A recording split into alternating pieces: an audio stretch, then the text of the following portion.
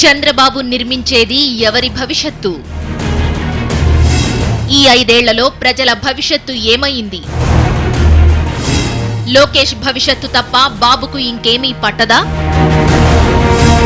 హైదరాబాదును ఎవరి భవిష్యత్తు కోసం వదిలేశారు? రాజధాని భూములు ఎవరికి కట్టబెట్టారు?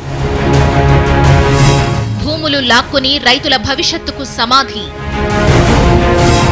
ప్రత్యేక హోదా దండగా అంటూ యువత ఉపాధికి సమాధి. బాబు వస్తే జాబు వస్తుందంటూ నిరుద్యోగుల ఆశలకు సమాధి. హెరిటేజ్ కోసం సహకార డైరీల భవిష్యత్తుకు సమాధి. ఉచితం పేరుతో ఇసుకను ఎవరికి దోచిపెట్టారు? పోలవరం పట్టిసీమ పనుల్లో ఎవరికి దోచిపెట్టారు? బాబు తపన ఎవరి భవిష్యత్తు కోసం? 5 ఏళ్లు పాలించిన చంద్రబాబు తాను ఏం చేశానో చెప్పడం మానేసి మళ్లీ గెలిపిస్తే అన్నీ చేస్తానని చెప్పడం విచిత్రంగానూ అనుమానాస్పదంగానూ ఉంది. ఈ 5 ఏళ్లలో ప్రజల భవిష్యత్తుతో చెలగాటవాడుకున్న చంద్రబాబు మళ్లీ గెలిపిస్తే ఏదో చేసేస్తానంటే జనం నమ్మేందుకు సిద్ధంగా ఉంటారా? 10 ఏళ్ల పాటు మనకు హక్కు ఉన్న హైదరాబాద్ రాజధానిని తన స్వార్థం కోసం వదిలేసిన రోజే చంద్రబాబు తమ భవిష్యత్తును సమాధి చేశారని యువత మండిపడుతోంది. ఓటుకు నోట్లు కేసులో అడ్డంగా దొరికిపోయిన చంద్రబాబు భయంతో విజయవాడకు పారిపోయి వచ్చిన సంగతిని జనం గుర్తు చేస్తున్నారు. ఏపీకి ప్రత్యేక హోదా ఇస్తామని గత ఎన్నికల్లో బీజేపీ హామీ ఇచ్చింది. ఆ ఎన్నికల్లో బీజేపీకి మద్దతు ఇచ్చిన టీడీపీ ఎన్నికల తరువాత హోదా అంశాన్ని ఓ పద్ధతి ప్రకారం మరుగున పడేసింది. 4.5 కేంద్ర ప్రభుత్వంలో భాగస్వామిగా ఉన్న చంద్రబాబు ప్రత్యేక హోదాను సాధించలేకపోయారు. ఏపీకి ప్రత్యేక హోదా వస్తేనే పరిశ్రమలు వస్తాయని, యువతకు ఉపాధి దొరుకుతుందని ప్రతిపక్షం వైఎస్ఆర్సీపీ మొదటి నుంచి చెబుతోంది. ప్రత్యేక హోదాకు బీజేపీ, టీడీపీ ద్రోహం చేస్తే వైఎస్ఆర్ కాంగ్రెస్ పార్టీ గల్లీ నుంచి ఢిల్లీ స్థాయి వరకు రాజీలేని పోరాటం చేసింది. హోదా ఉద్యమాన్ని అణిచివేసేందుకు చేసిన కుట్రలను ప్రజలంతా గమనిస్తున్నారు.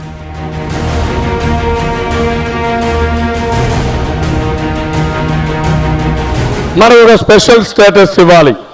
5 సంవత్సరాలు ఇచ్చారు, కనీసం 15 సంవత్సరాలు స్పెషల్ స్టేటస్ ఇమ్మని చెప్పి వారిని కోరుతున్నా. అదే మరి కొంతమంది కావాలని కన్ఫ్యూజ్ చేసి స్పెషల్ స్టేటస్ ఇస్తే ఇది ఒక సంజీవని కింద అన్నీ అయిపోతాయని. ఏమొస్తాయండి? 2 వస్తాయి. ఆ 2లో ఏంటి? 1 EAP, 2 central sponsor schemes. Central sponsor schemes తగ్గించేశారు, 62 నుంచి 52% వచ్చింది. ఈఏపీ వచ్చే కొద్దిగా ఎంత వచ్చింది? ఎన్ని ప్రాజెక్ట్స్ ఇస్తే గవర్నమెంట్ ఆఫ్ ఇండియా, అది మళ్ళీ వాళ్ళు క్యాబినెట్లో తీసి వాళ్ళు పాస్ చేయాలి. ఎన్నిసే వస్తాయి. నేను అడిగింది ఫస్ట్ నా డిమాండ్ స్పెషల్ స్టేటసే. వారు కాదు ఇంకా ఎక్కువ డబ్బులు ఇస్తున్నారు అనుకో, ఇంక నీకు బాధ ఏమన్నా ఇంకా ఎక్కువ డబ్బులు ఇస్తే నేను కాదన్నా కదా. కాదు తోడలు మగబిడ్డ అంటారంటే అర్థం అంటున్నా. ఈ యొక్క స్పెషల్ స్టేటస్ తోనే మొత్తం అయిపోతుంది, స్వర్గం అయిపోతుందని చెప్పి మాట్లాడుతున్నారు. 10 ఏళ్ళు 15 ఏళ్ళు స్పెషల్ స్టేటస్ వచ్చిన రాష్ట్రాలు స్వర్గాలు అయిపోలేదు. What is the reason? ఏదైతే ఈ రోజు ఇచ్చిన దాన్ని అభినందిస్తూనే వాళ్ళు ఎంత ఇచ్చినా తీసుకోవడం, మనం ముందుకు పోవడం తప్ప వేరే మార్గం లేదు. ప్రత్యేక హోదా ఒట్టి దండగా అన్న చంద్రబాబు 5 కోట్ల ఆంధ్రుల భవిష్యత్తును సమాధి చేశారు. ఇప్పుడు కొత్తగా మీ భవిష్యత్తు నా బాధ్యత అంటే ఎవరు నమ్ముతారు?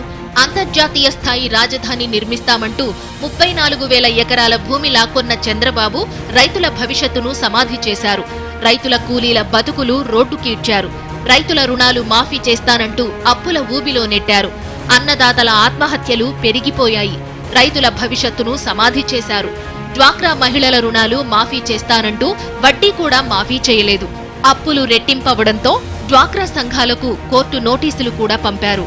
డ్వాక్రా అక్క చెల్లెళ్ల భవిష్యత్తును సామూహికంగా సర్వనాశనం చేశారు. ఎన్నికలు రాగానే పసుపు కుంకుమ అంటూ సినిమా డైలాగులు చెబుతున్నారు. డ్వాక్రా మహిళలు పేదవాళ్లు, డ్వాక్రా మహిళలు నీతి నిజాయితీ ఉన్నవాళ్లు. గడిచిన 4 సంవత్సరాల కాలంలో ఇచ్చినటువంటి హామీ నిలబెట్టుకోకుండా ఇబ్బంది పెట్టినప్పుడు డ్వాక్రా మహిళల పేదరికం మీకు గుర్తుకు రాలేదా? డ్వాక్రా మహిళల నీతి నిజాయితీ మీకు గుర్తుకు రాలేదా?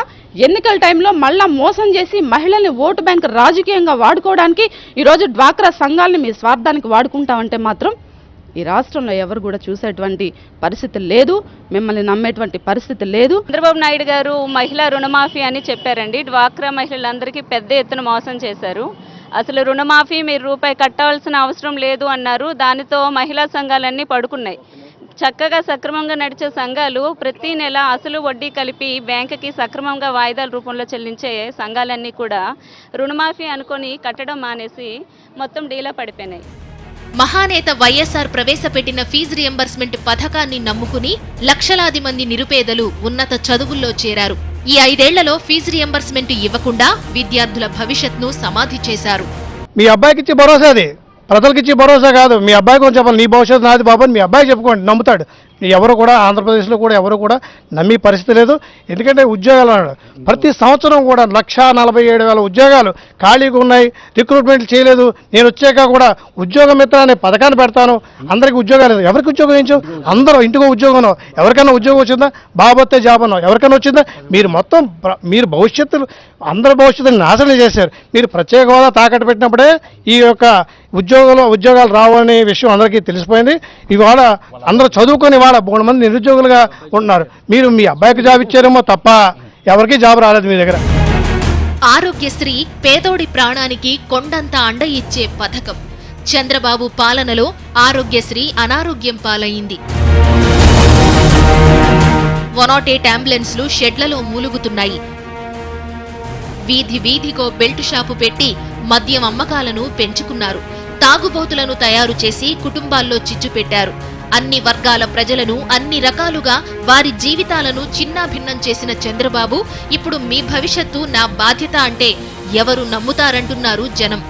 ఆ భవిష్యత్తు చంద్రబాబు గారు భరోసా మాకు వద్దండి. ఎందుకంటే ఆయన తీసుకునేది మా భరోసా కాదండి. చంద్రబాబు గారు మీకు చెప్తున్నాం, మా భవిష్యత్తు మీ చేతుల్లో పెట్టి మేము ఇప్పటికే బోరుమని ఏడుస్తున్నామండి. ఇంకా ఆ పరిస్థితి వద్దు, మిమ్మల్ని మేము వదిలించుకోవాలని నమ్మం బాబు అని మేము చెప్తున్నామండి. ముఖ్యంగా మహిళగా చెప్పాలంటే అండి, 2014లో డ్వాక్రా రుణాలు మాఫీ చేస్తామనేసి మీరెవ్వరూ కట్టద్దు, బ్యాంకుకి నేనే ఇస్తాను, నేనే చెప్తానని చెప్పి చేశారండి. ఆ రుణాలన్నిటికీ వడ్డీలు పడిపోయి ఆ వడ్డీలు కట్టలేదని చెప్పి నోటీసులు ఇంటికి వచ్చి ఇంట్లోంచి వీధిలో మమ్మల్ని అందరినీ కూడా వీధిలోకి లాక్కొచ్చారండి. అదంతా మీరు ఇచ్చిన భరోసా పుణ్యంతో మేము బోర్ని ఏడ్చిన పరిస్థితి అండి. ఇంకా మళ్ళీ మేము అలా ఏడదలుచుకోలేదండి. చంద్రబాబు పదే పదే చెబుతున్నది ఎవరి భవిష్యత్తు గురించి? ఈ 5 ఏళ్లలో ఆయన ఎవరి భవిష్యత్తు నిర్మించారో ప్రజలందరూ చూశారు.